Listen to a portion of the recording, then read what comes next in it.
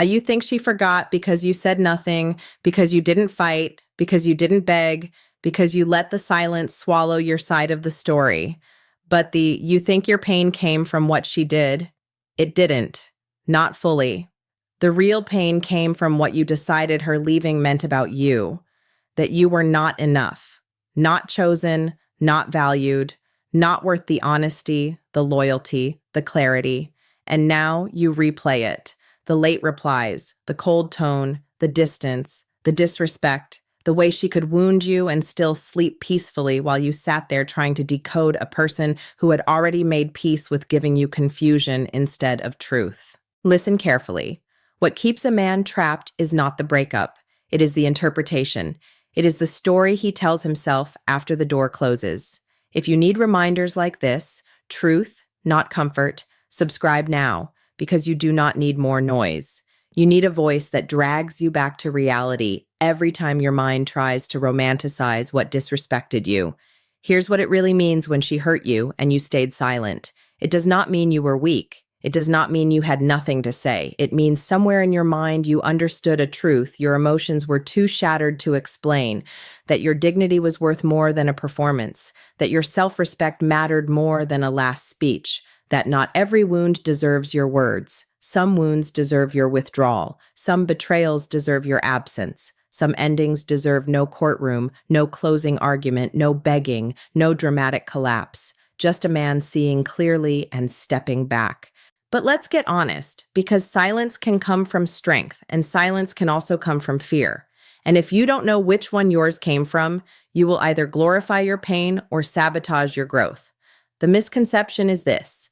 You think if you had only said the perfect thing, explained yourself better, fought harder, exposed her contradictions, made her see your value, then things would have changed. No. Stop lying to yourself. People do not suddenly become capable of depth because you gave a better speech. People do not suddenly respect boundaries because you explain them more poetically. People do not suddenly develop character because you suffered in front of them more convincingly. If somebody can watch your loyalty, feel your effort, benefit from your presence, and still choose confusion over clarity, the problem is not that they misunderstood your value. The problem is that they were comfortable receiving what they had no intention of honoring. That's called access without accountability. And too many men live there. They give access to their time, access to their attention, access to their body, access to their emotional steadiness, access to their problem solving, access to their devotion. But they require no accountability in return. Then they act shocked when they get used. Brother, if you hand somebody gold and ask for nothing back, do not call it love when they pocket it. Call it what it was. Undisciplined attachment, unprotected value, generosity without standards. The hard truth is that your silence probably came after a long season of over-explaining. Maybe not out loud, maybe internally, maybe you kept translating her behavior into something softer so you could survive it. She's just stressed. She's just confused. She's healing. She's scared. She had a hard past. She doesn't mean it. She'll come around. You did not merely love her. You labored to protect the image of her in your own mind. You defended her from the reality of her own choices. That's called emotional self-abandonment. You stop trusting what you feel. You stop trusting what you see. You stop trusting the disrespect because the fantasy feels safer than the fact. Reality says she is pulling away. Fantasy says she just needs time. Reality says she benefits from your loyalty without reciprocating. Fantasy says she is secretly grateful and will realize it soon. Reality says your nervous system is in chaos around her. Fantasy says this is passion. Reality says you are shrinking. Fantasy says this is love. And now you wonder why it hurts so much. Because the pain is not just that she hurt you. The pain is that you betrayed yourself to keep hope alive. The pain is that you knew. Somewhere deep down, you knew. You knew when the energy changed. You knew when your standards got negotiated. You knew when your peace left the room. You knew when your texts became longer and her replies became colder. You knew when you started performing instead of relating. You knew when the connection stopped feeling mutual and started feeling strategic. You knew. And every day you stayed in denial, you taught yourself that your own inner warning system could be overridden by desire. That is expensive. It costs sleep. It costs focus. It costs discipline. It costs masculine calm. It costs your relationship with purpose. It costs your physical energy. It costs your confidence with other people. It costs your ability to trust your own judgment. And worst of all, it costs identity. Because once a man starts abandoning himself to keep someone else, he slowly forgets what he is without the chase. He becomes reactive. He checks his phone too much. He analyzes tone too much. He waits too much. He imagines too much. He tolerates too much. He explains too much. He forgives too fast. He calls patience what is actually fear of loss. He calls loyalty what is actually refusal to face reality. He calls silence maturity, while secretly hoping his silence will make her miss him enough to come back and validate him. Be careful there, because silence used as strategy is still dependence. Silence used as dignity is freedom.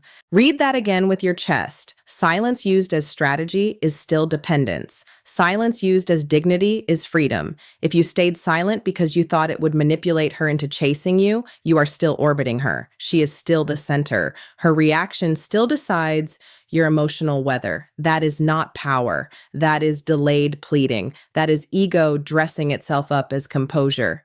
But if you stayed silent because you finally saw that no explanation can restore what lack of character destroyed, then your silence is clean. Then your silence is a boundary. Then your silence says, I will not drag my soul across broken glass trying to prove my worth to someone committed to misunderstanding it. That silence has weight. That silence has order. That silence has finality. And yes, that is why she can't forget you. Not because you played a game, not because you hacked female psychology, not because silence is some cheap trick. She can't forget you because your absence exposed what your presence used to carry: stability, attention, safety, depth, restraint. A man who did not need to scream to be felt, a man who did not need to become petty to prove he was wounded, a man who could bleed and still maintain form. Most people never forget the person who left with their dignity intact. Why? Because it creates contrast. It creates a mirror. It forces reflection. When you stay loud, they focus on your reaction. When you stay grounded, they are left alone with their actions. That's called consequence. And consequence is louder than closure speeches. Understand the root cause, because if you don't fix the root, you will repeat the pattern in a different body, with a different name, in a different apartment, under different moonlight, and call it fate.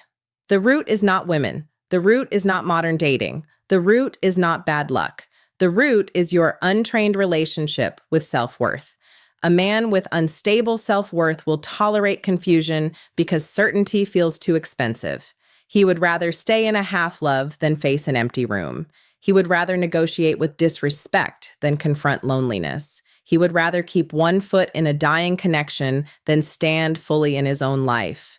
Why? Because he has not yet built a life that feels solid without external validation. So he makes her the source of confidence, source of emotional meaning, source of identity, source of motivation, source of peace. Then when she shifts, he collapses. Of course he does. He built his inner world on somebody else's moods. Never do that again. A woman can add to your life. She cannot be the foundation of it. Love can deepen your life. It cannot replace your mission. Connection can nourish you. It cannot define you. The moment you make another person responsible for your sense of worth, you hand them a power they should never have had. And this is where most men get angry, because the truth humiliates the ego. You want to say, but I loved deeply. Good. Love deeply. But do not confuse depth with dependency. Do not confuse emotional intensity with alignment. Do not confuse longing with compatibility. Do not confuse chemistry with character. Do not confuse history with destiny. That's called emotional illiteracy. You do not need less heart. You need more structure around your heart. You do not need to become cold. You need to become clear. You do not need to stop caring. You need to stop kneeling where you are not cherished. There is a type of man she cannot forget. And it is not the loudest man, not the richest man, not the prettiest man, not the man who flooded her phone with paragraphs, not the man who made endless promises, not the man who performed pain for sympathy. It is the man who knew who he was before she arrived and remembered who he was after she left. It is the man whose identity did not leak out of him just because he loved. It is the man who can feel everything without becoming ruled by any of it. The man who embodies the solution moves differently. He does not chase clarity from people committed to confusion. He does not over-explain boundaries. He does not advertise his standards. He lives them. He is not driven by pride. He is driven by order. He can be warm without becoming weak. He can be open without becoming reckless. He can be disappointed without becoming vindictive. He can be alone without becoming desperate. He wakes up and remembers his life has work to do. He has a body to train, a mind to sharpen, money to build, discipline to keep, promises to honor, a future to protect. He does not sit on the edge of the bed every morning asking, "Why wasn't I enough?" He asks a better question. "What did this teach me about where I abandoned myself?" Then he fixes that, quietly, thoroughly, repeatedly. That's the man. He does not beg for reciprocity. He recognizes its absence. He does not force what has to be dragged. He does not translate disrespect into mystery. He does not romanticize mixed signals. He does not confuse emotional chaos with meaningful connection. If he loves clean. If he leaves clean. He does not need the last word because he has the last standard. And if you want to become that man, then stop waiting for pain to transform you automatically. Pain does not make you better. Pain reveals you. Discipline rebuilds you. So do this. Stop checking whether she noticed your silence. Stop wondering if she misses you. Stop building imaginary conversations in your head where she finally understands your value. Stop opening old messages like they contain hidden scripture. Stop stalking digital fragments and calling it closure. Stop making her confusion your curriculum. Redirect. Take every ounce of obsession and aim it back at structure. Train your body until your posture tells the truth your mouth keeps forgetting. Clean your room, your car, your schedule, your finances. Restore order outside so your mind can relearn order inside. Pick up the book, make the call, finish the work, build the skill, save the money, sleep on time, eat like a man who expects to be strong next year, not just comforted tonight, then go deeper. Write down every moment you ignored your own instincts. Every red flag you renamed, every boundary you postponed, every compromise that made you smaller, not to shame yourself, to educate yourself. You are not collecting evidence against her. You are collecting evidence for your own awakening. You are learning your pattern because once the pattern is named, it can be interrupted. Until then, it owns you from the shadows. Then tighten your standards. If you have to ask for basic respect more than once, pay attention. If somebody is consistent only when they fear losing access, pay attention. If peace disappears whenever they enter the room, pay attention. If you are constantly confused, hypervigilant, or drained, pay attention. Healthy connection does not require you to betray your nervous system to maintain it. Then practice non-participation. This is big. Learn the strength of not engaging every pull. Not every text deserves a reply. Not every accusation deserves a defense. Not every misunderstanding deserves correction. Not every emotional hook deserves your nervous system. Sometimes the highest form of self-respect is refusal.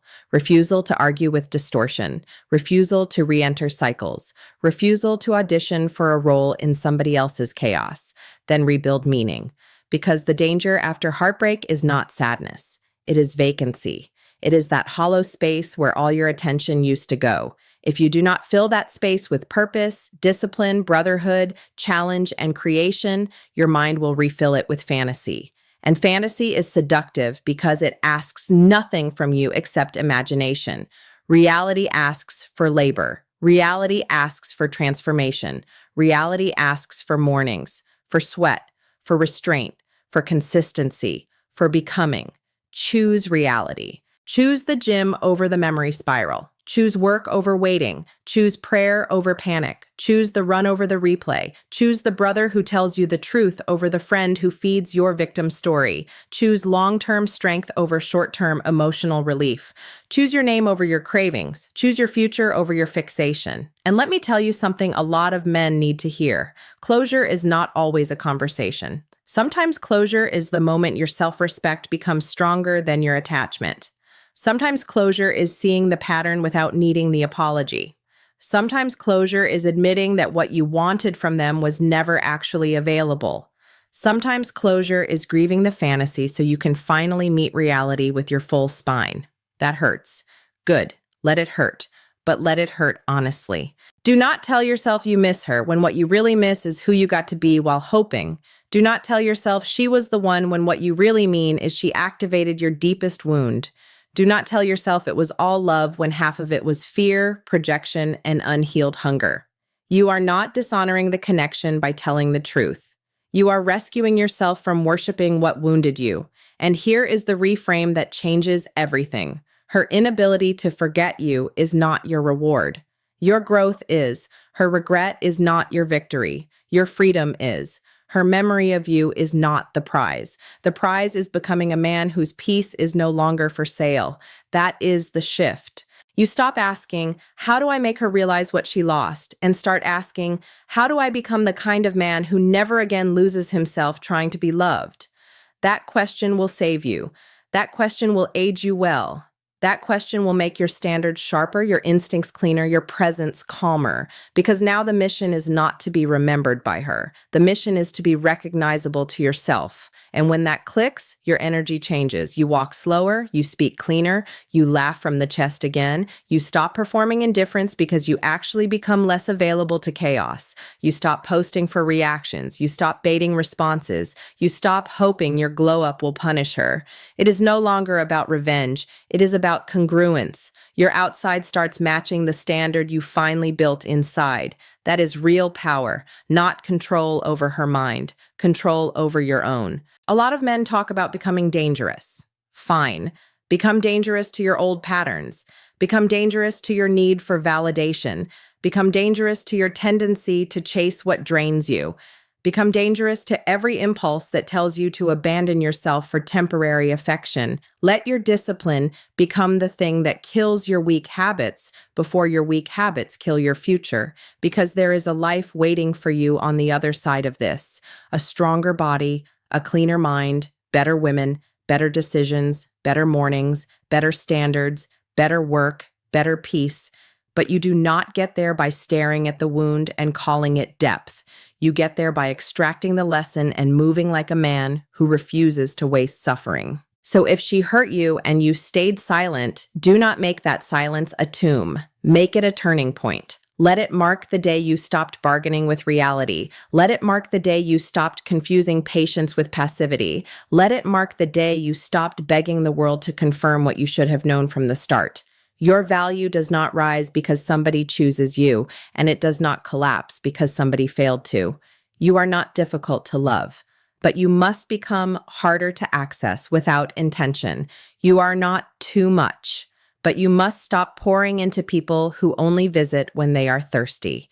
You are not behind, but you are late to one conversation, the one where you finally tell yourself the truth and mean it. The truth is, you did not lose your worth. You lost your orientation. You turned towards someone else so completely that you forgot your own direction.